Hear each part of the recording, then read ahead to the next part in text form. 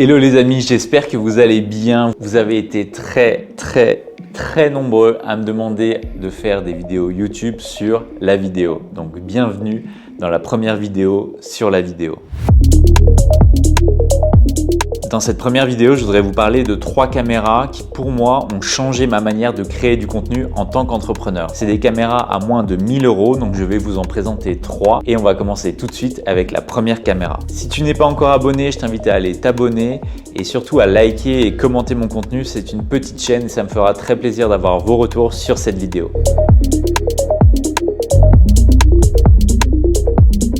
La première caméra dont je veux vous parler, c'est ma préférée, c'est la DJI Osmo Pocket 3.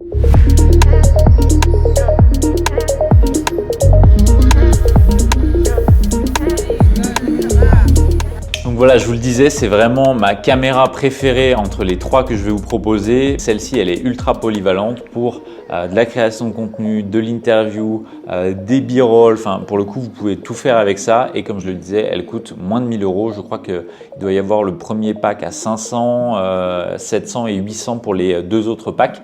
Donc ça en fait quand même une caméra qui est ultra accessible et surtout qui ne fait pas de compromis pour la qualité de l'image.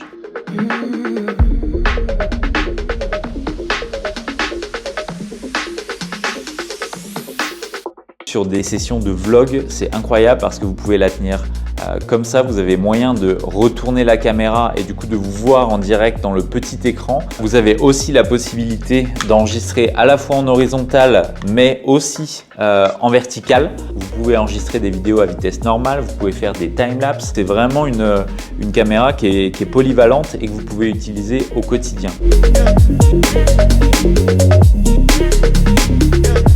La deuxième caméra dont j'aimerais vous parler, c'est la Insta360 Go 3.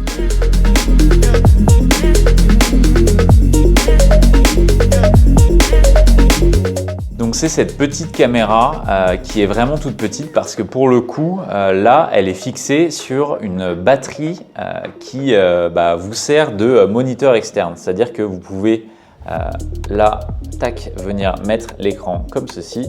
Donc là, vous avez un écran orientable qui est ultra pratique si vous souhaitez vous voir ou pouvoir faire des vlogs. Là, vous vous voyez en direct et c'est ultra confortable. Et surtout, le gros avantage de cette caméra, c'est que en la détachant, vous vous apercevez très bien, par exemple, à côté de mon pouce, qu'elle est ultra petite. Et ça, c'est incroyable parce que vous pouvez l'utiliser dans plein de cas et elle est ultra discrète. Vous avez des petits supports aussi comme celui-là qui vous permettent, si vous portez genre des casquettes, de pouvoir les clipser sur vos casquettes. Vous avez aussi des colliers magnétiques parce qu'en fait, ce que je ne vous ai pas dit, c'est que là, à l'arrière de la caméra, ça, c'est aimanté. Donc du coup, vous pouvez l'utiliser dans plein de cas. Dès lors que vous avez un élément en métal, vous pouvez la fixer directement dessus, elle est aimantée et du coup avoir des points de vue qui sont ultra intéressants. Un truc qui est très bien aussi, c'est que quand vous désolidarisez la caméra de son boîtier, vous voyez en direct sur cet écran-là ce que vous êtes en train de filmer. Ça vous permet de pouvoir ajuster votre point de vue. Donc c'est un peu ma caméra passe-partout qui me permet de faire des plans auxquels on n'aurait pas forcément pensé, un peu immersifs, ce genre de choses, ou alors des plans backstage parce que ce qui est aussi intéressant, c'est que ce petit boîtier, vu qu'il est carré, il fait office de trépied et vous pouvez le poser n'importe où. Et ça, c'est quand même pas mal. Niveau qualité, on est un petit peu en dessous de la Osmo Pocket 3, mais ça reste quand même très acceptable pour de la création de contenu de tous les jours. Donc vraiment, si vous cherchez quelque chose de simple où vous n'avez pas à vous prendre la tête avec un écran intégré pour faire des timelapses, de la création de contenu, le micro il est pas dégueu. Pour le coup, ça peut être une très bonne solution et de mémoire, je crois que c'est encore plus accessible que la DJI.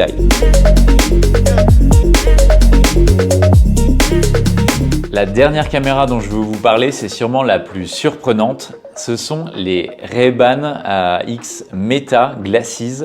C'est des lunettes qui peuvent filmer et prendre des photos et pour le coup, je trouve ça incroyable. Donc il y a différentes possibilités avec ces lunettes. Donc là, c'est des lumières anti-lumière bleues.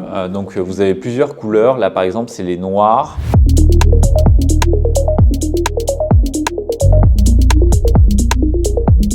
Le gros avantage de ces lunettes, elles sont très sales, c'est comme je le disais qu'elles peuvent filmer. Vous avez en fait un petit bouton ici qui vous permet de les allumer. Donc quand vous les allumez, ça vous donne le niveau de batterie. Et ensuite, vous avez un petit bouton ici qui vous permet d'enregistrer vos photos et vos vidéos. Vous pouvez aussi le faire de manière vocale, donc vous pouvez vous adresser directement à vos lunettes et leur demander de prendre des vidéos. Pourquoi est-ce que je trouve ça aussi intéressant? Parce que vous avez la possibilité d'enregistrer des vidéos sans les mains.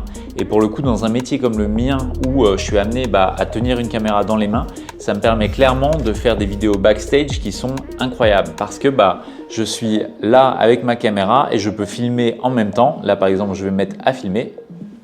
Pour le coup, là, vous avez les mains libres. Donc, moi, je m'en sers beaucoup dans mon métier pour faire des vidéos backstage, mais ça peut aussi être utile quand vous avez besoin de vos deux mains et de créer des souvenirs. Je m'en sers beaucoup en perso pour filmer mon chien, pour filmer mon petit neveu avec qui je suis en train de jouer.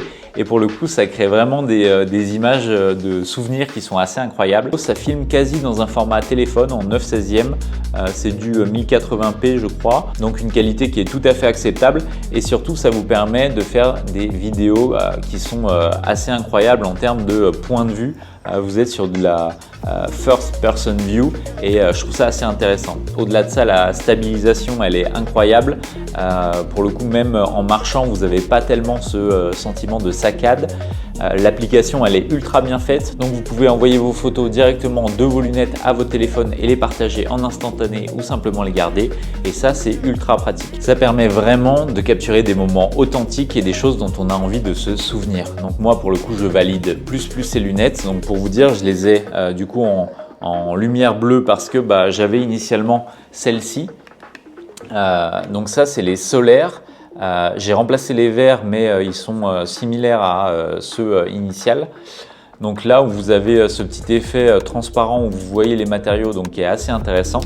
Donc au début moi j'avais celle-ci et en fait j'étais frustré de ne pas pouvoir filmer quand il n'y avait pas de soleil. Donc du coup j'ai pris aussi les lumières bleues et du coup je peux m'en servir vraiment dans n'importe quel cas.